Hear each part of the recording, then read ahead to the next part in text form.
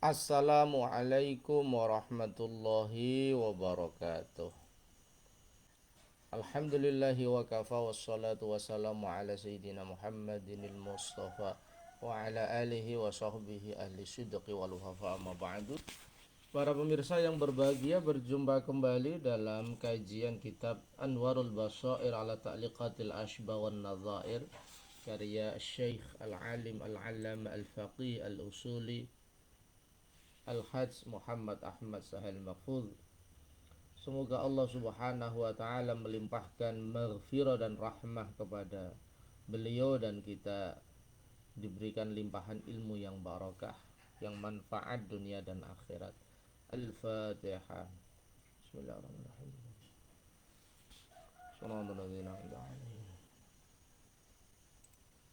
Para pemirsa yang berbahagia, pagi ini kita akan mengkaji topik tentang ikrah atau pemaksaan. Pada kajian terdahulu kita sampaikan bahwa ada 3 faktor di mana Allah tidak menulis perbuatan manusia. Pertama adalah lalai, an-nisyan, yang kedua adalah al-khata, lupa, salah. Kemudian yang ketiga wa mastukrihu alaih, al-ikrah, ketika orang itu dipaksa melakukan sesuatu. Mari kita baca teks dalam kitab Anwarul Basair ala Ta'liqatil Ashba wan Nadhair halaman 259 ini. Faslun wa ammal mukrahu faqad ikhtalafa ahlul usul fi taklifihi ala qaulaini. Bagaimana status orang yang dipaksa? Dipaksa tentu ada yang memaksa. Yang memaksa tentu punya power, punya kekuatan, punya kekuasaan, punya alat untuk memaksa. Dan mukroh ini, orang yang dipaksa ini tidak punya opsi selain menuruti, mematuhi perintah dari orang yang memaksa. Misalnya dalam ancaman, kalau dia tidak melakukan apa yang diperintahkan akan terancam nyawanya, misalnya begitu. Ini ada 2 pandangan menurut ulama bagaimana status mukroh atau orang yang dipaksa. Wa fassala al-Imam Fakhruddin wa atba'uhu. Imam Fakhruddin dikenal dengan tentu Imam Fakhruddin Ar-Razi yang mengarang kitab At-Tafsir Al-Kabir wa Mafatihul Ghaib yang luar biasa.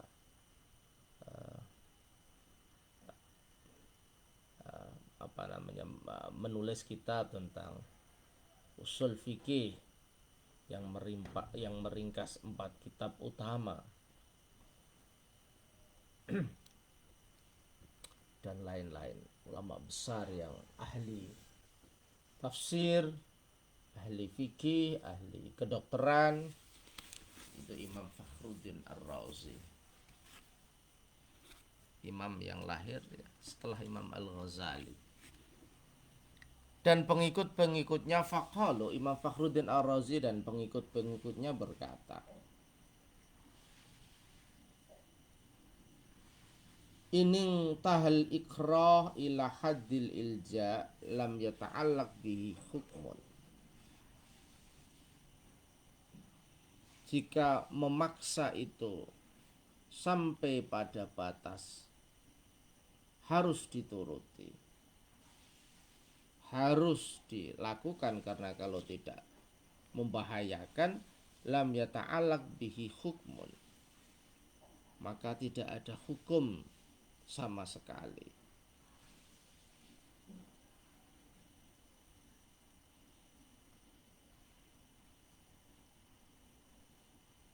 Ai bima fa'alahul mukrah, apa yang dilakukan orang yang dipaksa tidak ada status hukum, karena tidak ada pilihan kecuali dia melakukan sesuatu yang dipaksakan kepada dia itu.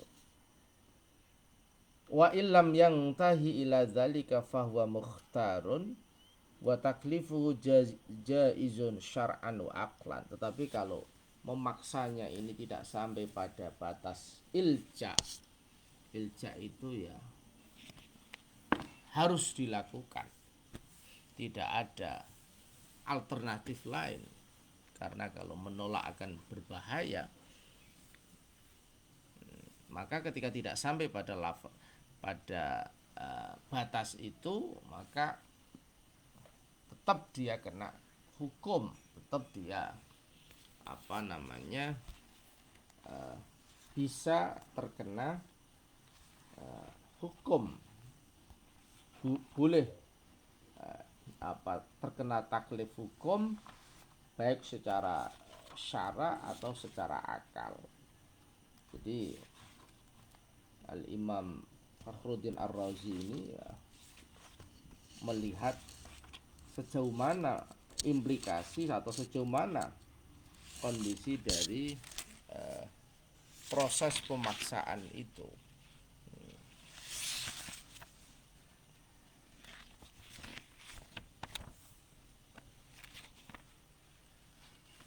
Sehingga dari sini kita harus melihat bagaimana proses ikrah itu.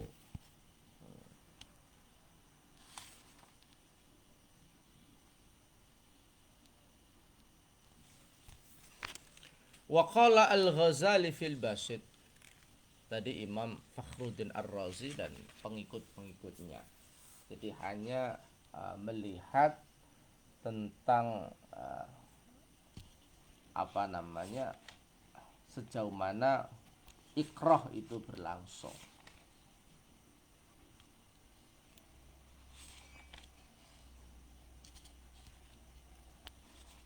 Sekarang bagaimana pandangan Al-Imam Al-Ghazali terhadap masalah ini?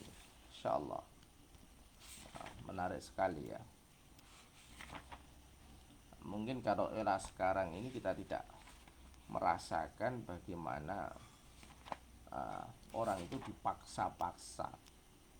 Tapi kalau kita melihat misalnya era penjajahan, di mana ada yang menjajah, ada yang dijajah, atau sekarang kita melihat agresi Israel ke Palestina, terutama di Gaza, Masya Allah, kita melihat satu pemandangan yang sangat kontras, dan begitu mahalnya persatuan, begitu mahalnya kemerdekaan, begitu mahalnya nikmat kemerdekaan yang sekarang ini kita bangsa Indonesia nikmati, tidak lepas dari perjuangan ulama-ulama kita, perjuangan tokoh-tokoh kita yang luar biasa, sehingga kita tidak merasakan seperti apa ikrah itu berlangsung. Masya Allah. Al-Imam Al-Ghazali di dalam kitab Al-Basit ini menurut salah satu sumber adalah ringkasan dari kitab Nihayatul Matlab fi Dirayatul Madhab karya gurunya Al-Imam Al-Haramain. Di dalam kitab Al-Basit ini Imam Ghazali berkata, al-ikrahu yuskitu atharat tasarrufi indana. Memaksa itu menggugurkan efek tasarruf.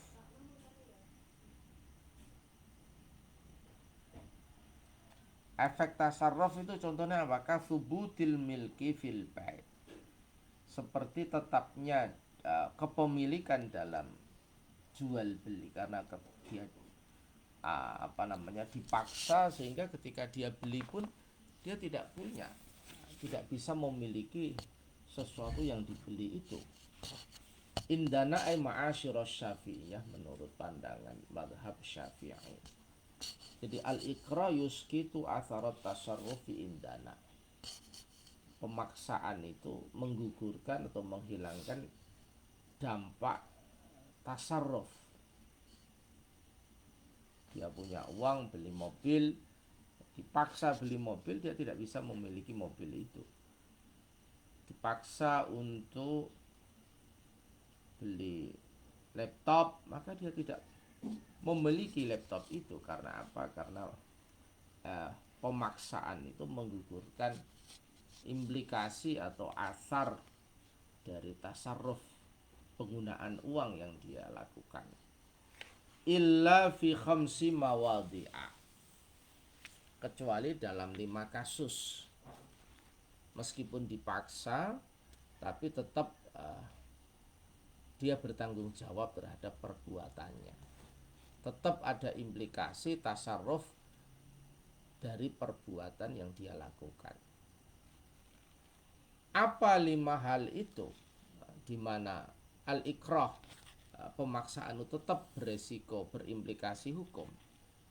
Wa dzakara, artinya Imam Ghazali menyebut 5 kasus ini. Pertama, Islam al-harbi, ada orang kafir harbi, orang kafir yang selalu memusuhi dan memerangi keberadaan umat Islam, dipaksa untuk masuk Islam. Ai fayasihu islamuhum, maka Islamnya sah. Dipaksa untuk membaca kalimat syahadat, asyhadu alla ilaha illallah wa asyhadu anna muhammadar rasulullah. Meskipun dipaksa, tetap Islamnya sah. Ini kasus yang pertama. Kasus yang kedua, wal qatla, dan membunuh. Ai fathabatal qisas, orang dipaksa untuk membunuh orang, kemudian dia membunuh orang, maka dia tetap kena qisas karena menghilangkan nyawa manusia, perbuatan yang sangat tidak beradab, dan dia bertanggung jawab atas perbuatannya itu. Dia harus terkena hukum qisas, supaya tidak sembarangan orang itu menghilangkan nyawa orang meskipun dengan dipaksa oleh orang lain. Wal irda, yang ketiga adalah menyusui, fayasbutu al mahramiyah atau fayasbutu al mahramiyah. Ketika ada perempuan dipaksa untuk menyusui anak yang kurang dari 2 tahun, kemudian dia menyusui, maka tetaplah hukum radha, bahwa bayi yang disusui itu menjadi mahram karena susuan, liradha. Ini. Yang keempat, wazina dan zina. Ada orang dipaksa untuk melakukan zina, maka dia juga terkena hadduz zina, hukuman yang diterapkan kepada pelaku zina, yaitu wazani atau wazani fajlidu kulla wahidin minhuma mi'ata jaldah. Orang yang zina, baik laki-laki atau perempuan, hukumannya adalah dijilid 100 kali jilidan, dicambuk sebanyak 100 kali. Ini hadduz zina. Wazani atau wazani fajlidu kulla wahidin minhuma mi'ata jaldah. Wala ta'khudhukum bihima ra'fatun fi dinillah, jangan sampai dalam hatimu ada rasa kasihan karena menegakkan hukum zina. Ini merupakan perintah Allah supaya orang berhenti melakukan zina. Salah satu dosa besar yang diancam dengan ancaman yang sangat pedih, siksa yang sangat pedih. Yang nomor 5, watolako, dan cerai. Ketika ada orang dipaksa untuk menceraikan istrinya, kemudian orang itu menceraikan istrinya, maka jadilah tolaknya itu.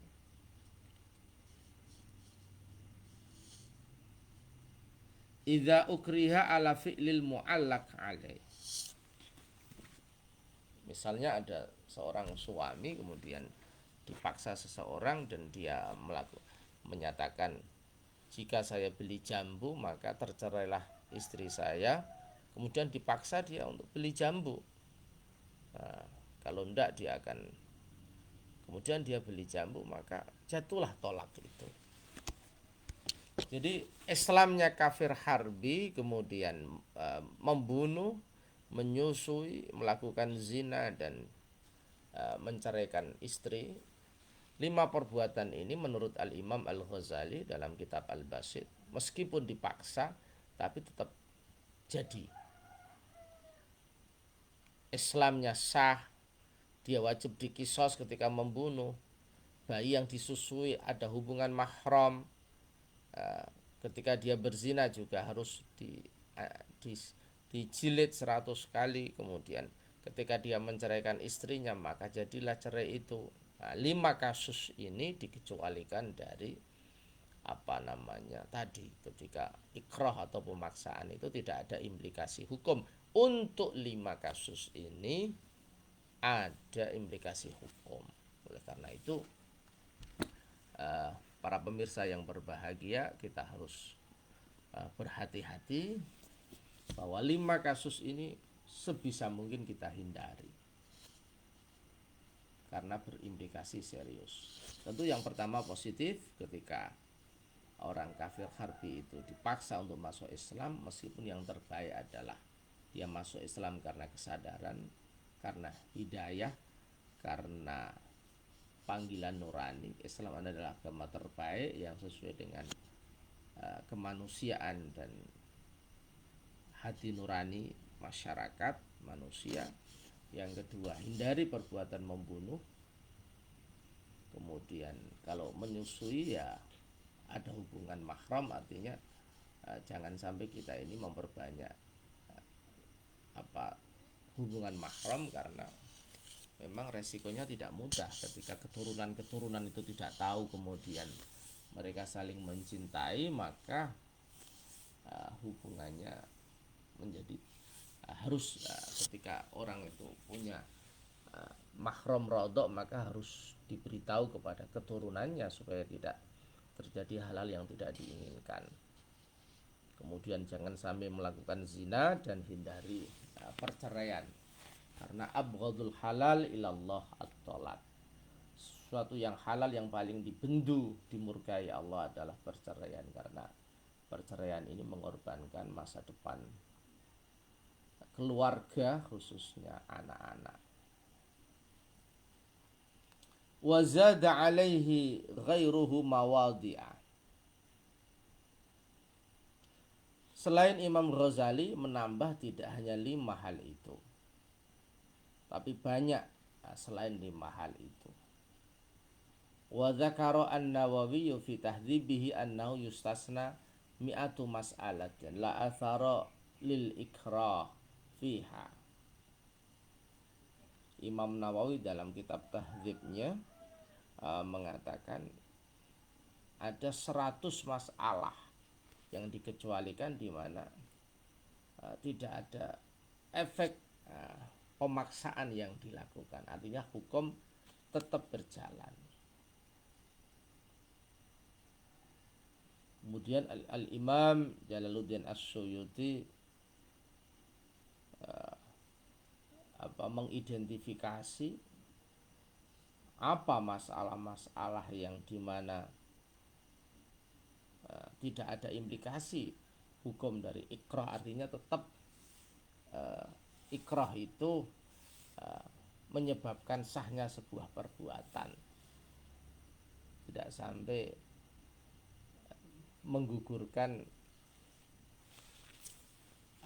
atharat tasarruf, karena hukum aslinya al-ikrah yuskitu atharat tasarruf, sebagaimana tadi pandangan Imam Ghazali bahwa pemaksaan itu menggugurkan implikasi tasarruf, artinya tasarrufnya tidak jadi karena dipaksa. Nah, ini ada banyak di mana pemaksaan itu tetap berimplikasi kepada atharat tasarruf, menyebabkan perbuatannya tetap diakui di dalam agama. Contoh, Al-Imam Jalaluddin As-Suyuti mencontohkan beberapa hal. Pertama, al-iqra' anil hadas wa huwa min babil islaf fa innahu islafun litahharah. Pertama, dipaksa untuk untuk melakukan hal-hal yang menyebabkan dia terkena hadas, misalnya menyentuh perempuan, misalnya. Maka ketika dia kencing atau buang air besar atau tersentuh dengan perempuan lain, maka tetap wudunya batal.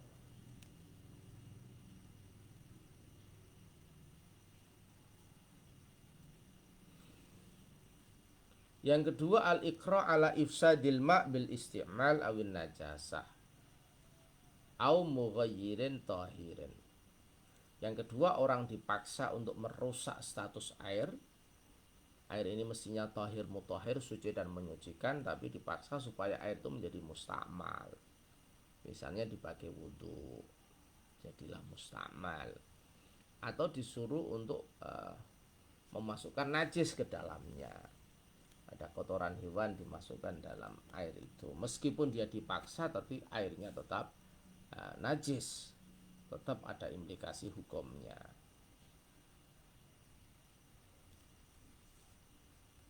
As-salits qala fir Raudah, Imam Nawawi dalam kitab Raudhatut Talibin mengatakan lau alqa insanun fi naharin mukrohan, ada orang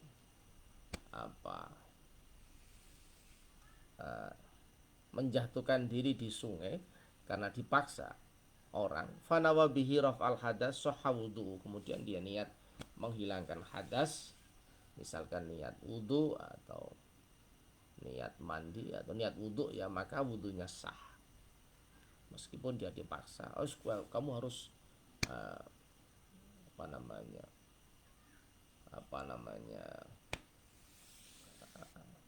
segera ke sungai, kamu harus berenang ke sungai, kemudian dia masuk dalam sungai ya, dengan niat menghilangkan hadas, sahha wuduhu, maka wudunya tetap sah. Ar-rabi' wal khamis, contoh yang keempat dan kelima, al-iqra ala ghuslin najasah wa tabghil jildi, dipaksa untuk membersihkan najis ya jadi suci, kemudian dipaksa untuk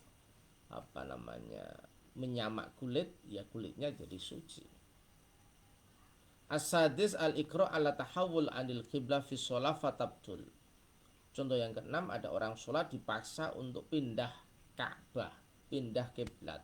Kalau di Indonesia dari menghadap ke barat, dia dipaksa untuk menghadap ke selatan atau menghadap ke timur, maka batallah sholatnya meskipun itu dipaksa.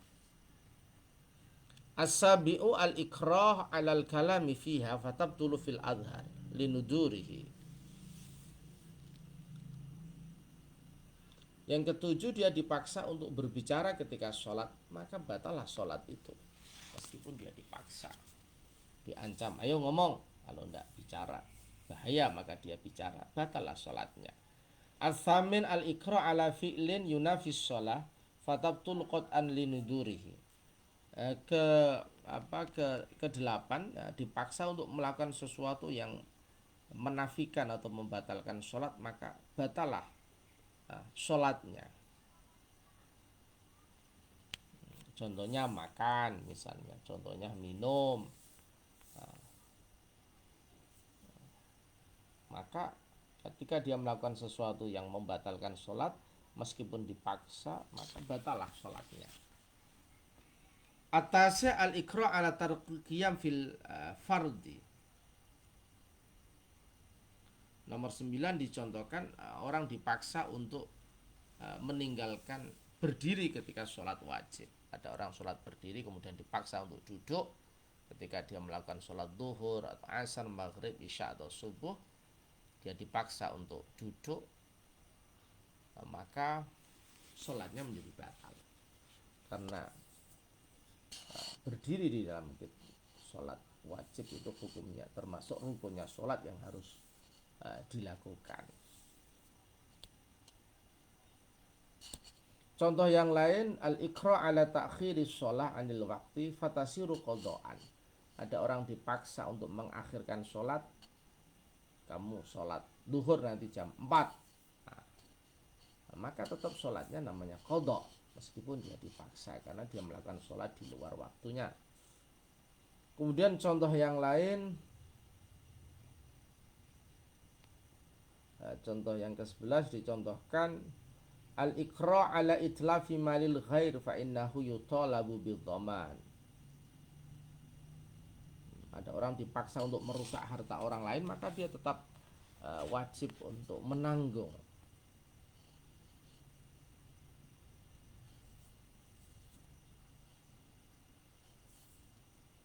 Jadi ketika dia dipaksa untuk menghancurkan piring atau menghancurkan kandang, menghancurkan gelas, maka dia wajib mengganti rugi perbuatannya itu.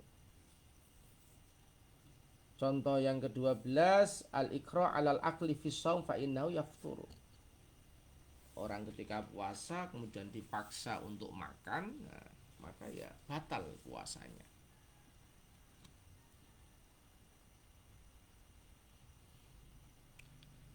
Contoh yang lain, al-iqra' 'alal jima' fi shaum fihi at-tariqani. Orang dipaksa untuk bersetubuh pada waktu puasa, ya puasanya batal, insyaallah.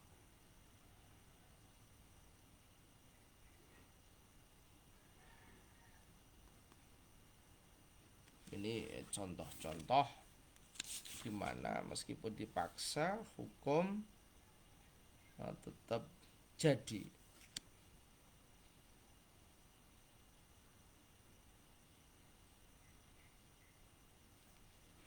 Para pemirsa yang berbahagia, dari contoh ini kita bisa memberikan ada banyak pelajaran yang bisa kita petik. Yang pertama tentu tidak enak orang dipaksa itu.